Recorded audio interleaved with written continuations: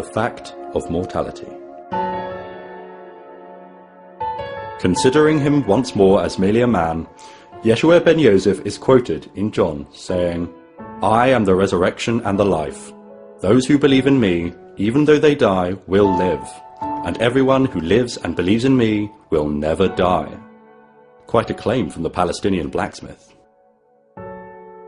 We are only mammals and remain only partially rational. As such, we're afraid of the dark, we're afraid of the unknown, and we're afraid to die.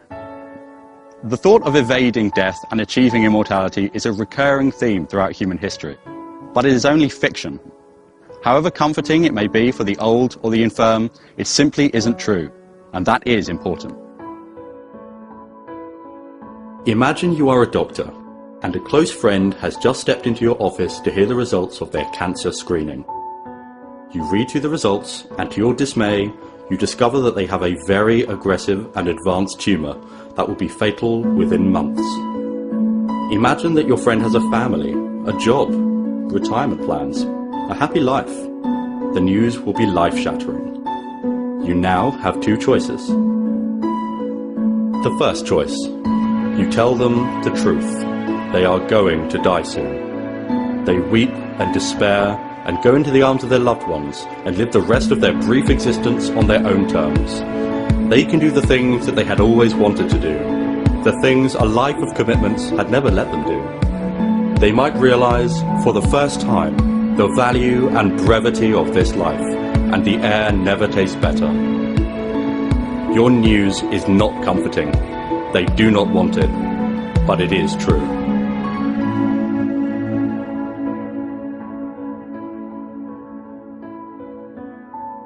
The second choice.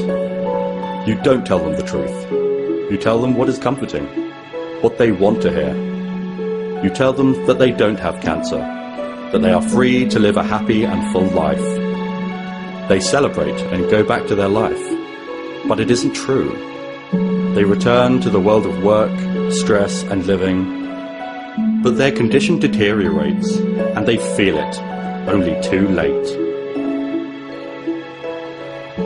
They realize that you lied to them. You can only imagine their fury. You took from them the most precious time of their life, their final days of health. They did not live out their days on their terms, as they would have wanted.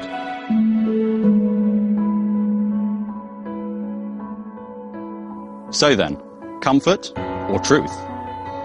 The fact of mortality is a fact we must reconcile ourselves with, however uncomfortable we may find it. To lie and say that death will never come is inexcusable. Jesus is offering the false promise of immortality, and all those terrified of death flock to him. But there the analogy breaks down, because all those who lived out their lives in obedience and prostration to God in the hopes of a second life, all those so afraid of death that they do not freely live, they never get the chance to express their fury at those who lied to them. They die comforted, yet deceived. They have been robbed of the only brief existence that their consciousness will ever know, and in the vain hopes of another. Humanism is the philosophy that stands in direct opposition to this cruel fable. The humanist knows that they have one life, a short, insignificant, beautiful life, and one that is not to be wasted placating non-existent entities.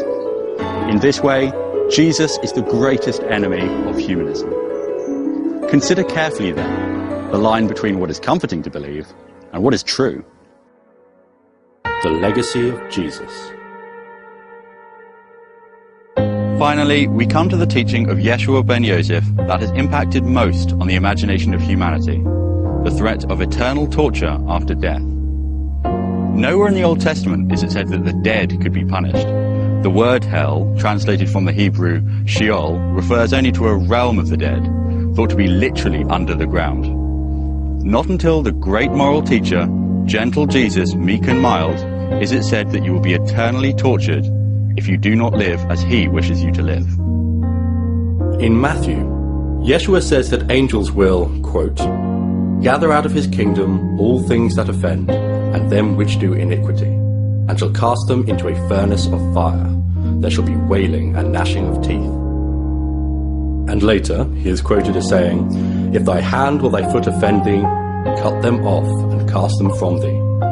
It is better for thee to enter into life halt or maimed, rather than having 2 hands or 2 feet to be cast into everlasting fire."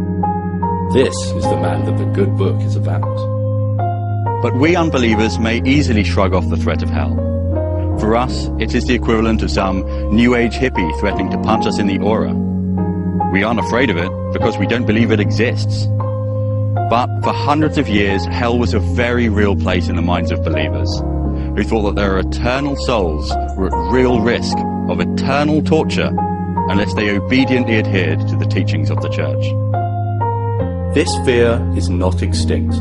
Even today, with modern medicine and scientific research, whilst we are learning about extrasolar planets and quantum physics, there are still those terrified of punishment beyond the grave, thanks to the Messiah. So then, on top of the threat of eternal torture, Yeshua ben Yosef teaches non-resistance of evil. He forgives wrongdoers without the consent of the victim.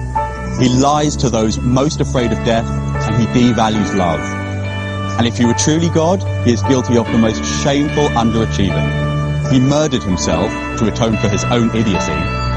He postures a great sacrifice whilst being fully aware of his own immortality. And on top of this, and worst of all, he then considers himself worthy of your love. It is often joked that if Jesus were to come back today, we'd probably lock him up. The irony is that if we did, we'd be justified.